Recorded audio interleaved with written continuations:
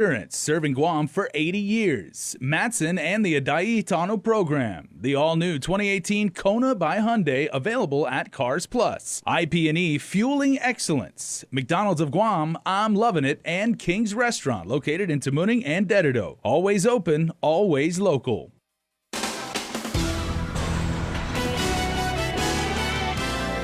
Ahead on primetime, the storm to the north is dumping some soggy weather on us. Guam now in a flash flood watch as it passes over the CNMI. Plus, federal documents unsealed show new details in the arrest of Taiwanese nationals illegally working at a local lounge. The club's owner now facing charges as well. And 5 days to the primary, Democrats show a force of unity as 4 teams face off to make it a step closer for a seat at Adelaide.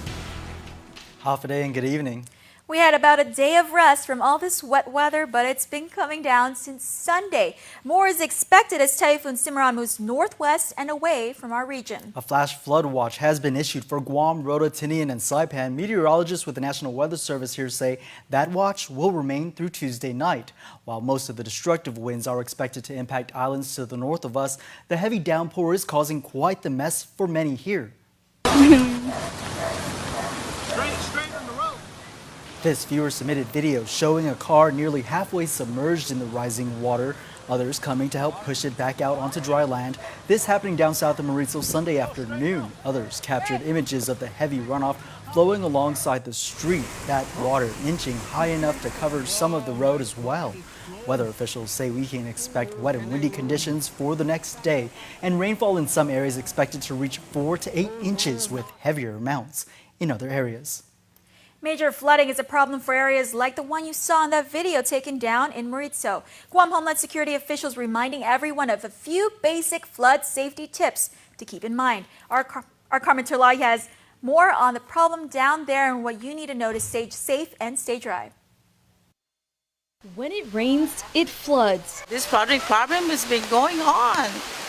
And no answers, why? Why is it happening like this? Down south in Mauricio, Mayor Ernest Chargaloff says year after year, the flooding of roads in his village, especially after heavy rain, is a guarantee. Have you ever had the feeling of helplessness and hopelessness? When you see the flood waters coming, bringing all the debris with it, and you know that it's going to clog up and cause the flooding, yet the backhoes and the equipment that are needed are not here, as well as the personnel. The mayor expressed frustration with what he called, quote, Band-Aid solution. DPW showing up during the aftermath, but the help residents say wasn't enough to prevent the flooding in the first place. A sentiment shared by Joe Augustine, a longtime resident of Mauricio. Public Works is up there on the bridge, cleaning up, digging up. That's not the problem. The problem is back here. Yeah. The director of Public Works, you guys need to come down here and check what's going on. His wife, Lou Barcinas Augustine, says the problem is the buildup of debris, often fallen bamboo that blocks the river. This rainy season, her home has flooded at least 5 times. My things are all on top of tables because we lost about practically 3 freezers since these things have been happening. We care, we're worried. What if it flow in the house and we get drowned? Because one time the water went in the window of the bedrooms and it's not supposed to. If you live in a prone flood area, Homeland Security advises you to clear drainage and unblock clogged storm drains. Avoid walking or driving through flooded waters. And if there's a chance of flash flooding, immediately move to higher ground. Lou is still hopeful that something will be done to stop the Mauricio floods, a main issue she says is often forgotten by politicians. They gotta do something, Nobody respond to our problem. And is that because we're in the south? Reporting for Guam's News Network, I'm Carmen Victoria Turlahi. Unsealed in the District Court of Guam, the owner of Wild Orchid Lounge also subject to federal charges. Peter Wang, court documents state, told the feds he paid a Taiwanese recruiter for 4 Taiwanese females to work at his Tamuning club. The woman, Yushin Chang, Ying Lin, Chow An Wang, and Jung Kua would charge $20 per drink and split the profits with Wang. The scheme came to an end when Homeland Security investigations executed their search warrant earlier this month. The woman were on Guam under the visa waiver program and not authorized to work in the United States. The mother charged with abandoning her baby on a stranger's doorstep is released from jail. Naomi Omapas appeared in court on Monday. The court allowed her release on conditions she cannot be in contact with children without another adult present, and she must abide by the 7 p.m. curfew. Defense reported she will be signing up for services with New Beginnings as well as looking for a job. A return hearing is set for October 16th. A man is accused of threatening to harm an 8-year-old boy and a woman known to him. The suspect even allegedly driving drunk with a child in the car. Perry Jean Allen Jr. faces multiple DUI charges, along with driving while impaired with child on board and harassment.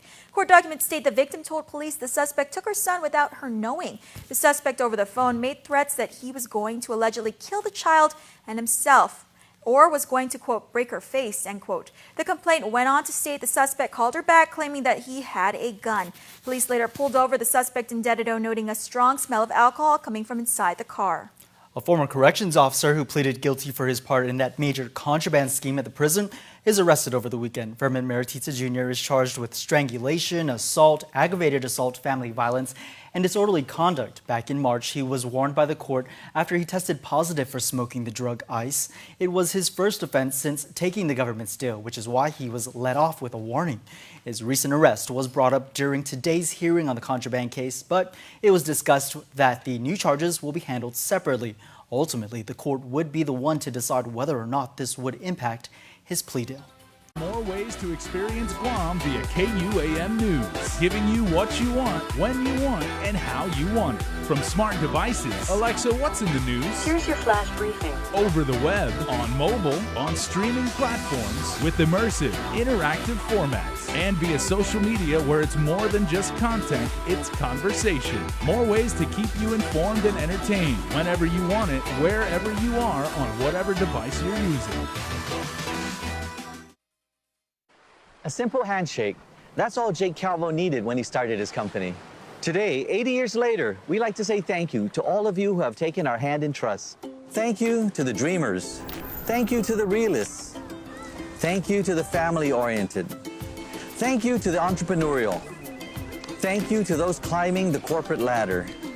And to the ones starting a new life together. Thank you to the traditionalists and the edgy. To the young at heart and the old souls. Thank you to the daring, to the protective, to the practical. Thank you to the hopeful. To all of you from all of us, our deepest, happiest, and infinite thanks. 80 years here for you. 80 years thanks to you. Calvo's Insurance, a legacy of trust. I've worked with everyone running for governor. I know what they've done and what they haven't. There have been so many missed opportunities to prevent the crises facing Guam. I know Lou would never have allowed GMH to go without resources. She would have closed the revenue loopholes so that the $8.1 billion military buildup generated additional revenue for Guam. She'll make sure our government lives within its means. I'm Carlotta Leon Guerrero, a Republican, and I'm voting for Lou and Josh. Please vote for them too. I'm Hope Benavente de los Reyes, and I'm voting for Joe. I'm Ray Younger. I'm voting for Joe. My name is Michael Gofigan Tapasnia, and I am voting for Joe. I am Kathy Leon Guerrero, and I'm voting for Joe. I am Rose Tapasnia Mesa, and I am voting for Joe. I am Ernie Caceres. I am voting for Joe. I'm Benjamin D. Mesa Jr. I'll be voting for Joe. I am Anne Leon Guerrero. I am voting for Joe. I'm Pete Johnson, and I'm voting for Joe.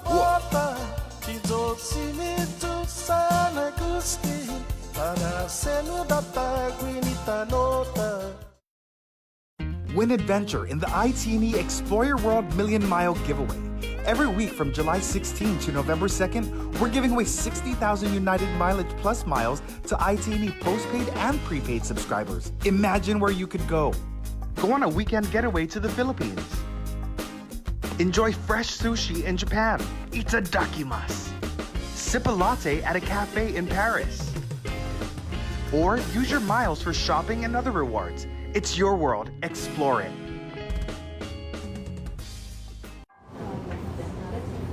My name is Gene Didasco. I'm a teacher at one of the local high schools. I also coach mock trial.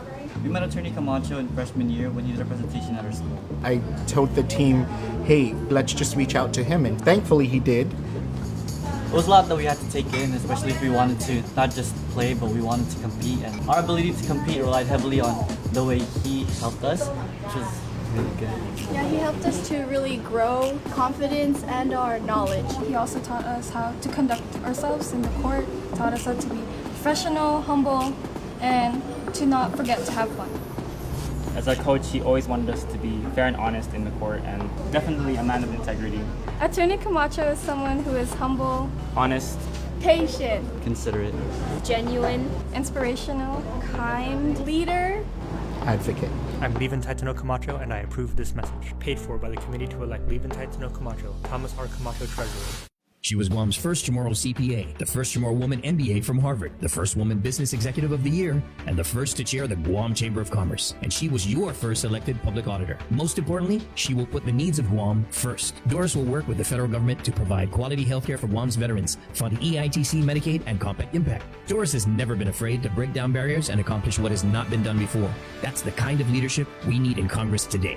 Vote Doris Flores Brooks for Congress. I'm Doris Flores Brooks, and I approve this message. Regine Bisco Lee isn't always the loudest senator, but that's because she's busy getting things done. Regine fought higher taxes from day one. Her first bill sent senatorial pay raises to public schools instead of politicians' pockets. And she took the governor to court when some politicians asked for nearly $200 million in new debt. Want a senator that strengthens our economy, champions our environment, and protects our children? Vote Regine Bisco Lee for senator. Regine Bisco Lee, strong, honest, effective. I'm Regine Bisco Lee, and I approve this message.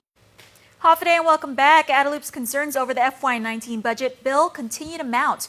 The administration says it got a letter from the Interior Department confirming that Section 30 reimbursements from taxes collected from federal employees are capped at $68 million. That means the legislature overprojected by $10 million. Adaloop says the legislature was fully aware of the cap because they used it in their argument against the governor's attempt to get a short-term loan to pay for tax refunds. A federal law authored by Congresswoman Madeline Bordallo requires any Section 30 reimbursements over the $68 million threshold be deposited in the War Claims Fund. Cabo says unless there's a separate congressional appropriation, the cap for Section 30 funds to be deposited into the general fund will remain at $68 million for the foreseeable future. Well, Chris, with less than a week before the primary election, the Democrats are committing to supporting the winning party candidates. All four of their gubernatorial teams have signed off on the Unity Pledge.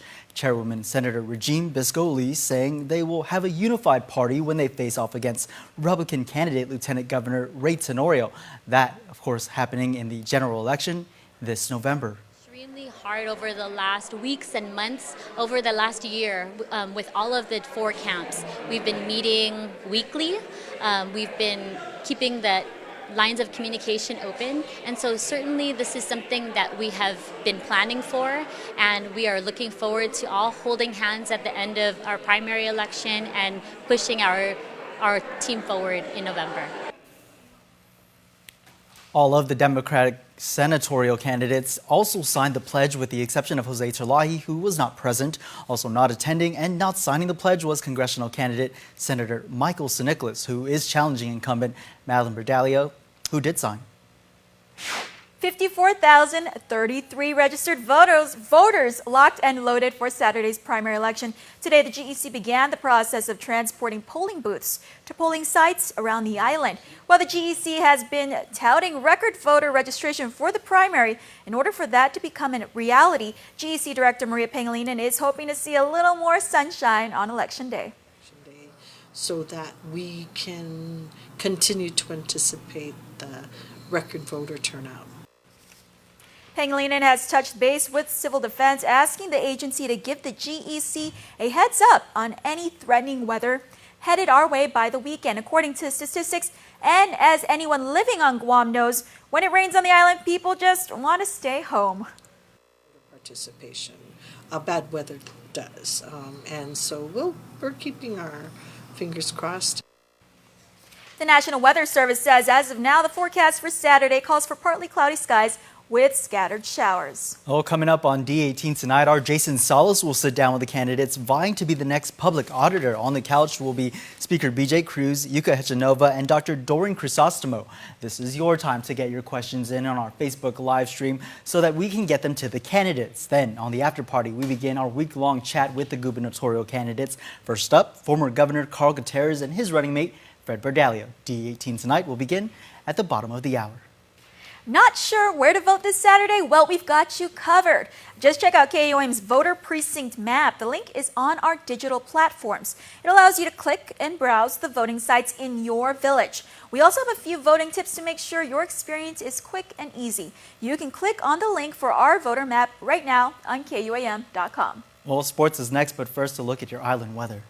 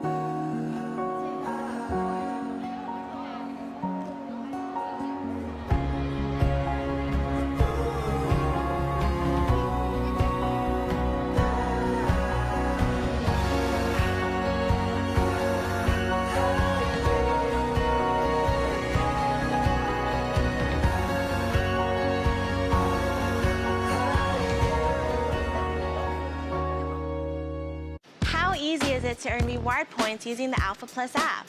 Here, let me show you. Simply register with the all-new Alpha Plus app and earn reward points while making purchases at your favorite stores you already shop at. Just present the app to any authorized representative to earn your points. Now that was easy. Alpha Plus, make every day a plus. Senator Kodian and I filed our papers with the Guam Elections Commission. We are officially running for governor, lieutenant governor of Guam. We come from here and from there.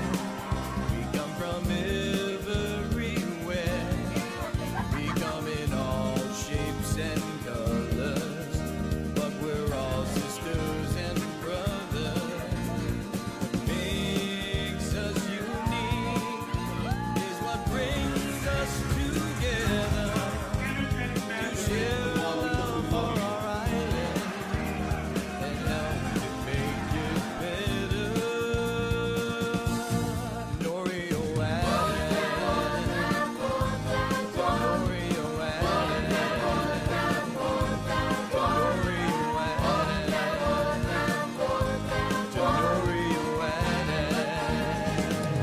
I'm Ray Tenorio, and I approve this message.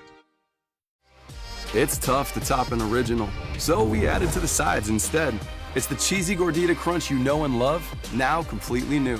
The limited edition double cheesy gordita crunch box, only at Taco Bell. Working guys like me usually don't run for office. My mom and dad worked hard to care for us kids. We were a family of farmers, and from the second I could pull weeds, I was on that farm every morning before church and every day after school, doing what I could to help the family. Life wasn't easy back then, and it hasn't gotten much easier for us working class families. Food is expensive, power's going up, and buying a house is pretty much out of the question when paying rent is hard enough. It's unfair. It makes us angry, but we can do something about it. This election is about more than just fighting corruption or making promises too expensive to be kept. It's about hardworking, honest people doing their best to fight for a better Guam. Let's take Guam back. Together. I'm Frank Blasagun Jr., and I approve this message. She was Guam's first Chamorro CPA, the first Chamorro woman MBA from Harvard, the first woman Business Executive of the Year, and the first to chair the Guam Chamber of Commerce. And she was your first elected public auditor. Most importantly, she will put the needs of Guam first. Doris will work with the federal government to provide quality healthcare for Guam's veterans, fund EITC, Medicaid, and Compact Impact. Doris has never been afraid to break down barriers and accomplish what has not been done before. That's the kind of leadership we need in Congress today. Vote Doris Flores Brooks for Congress. I'm Doris Flores Brooks, and I approve this message. KUAM Sports is presented by Triple J.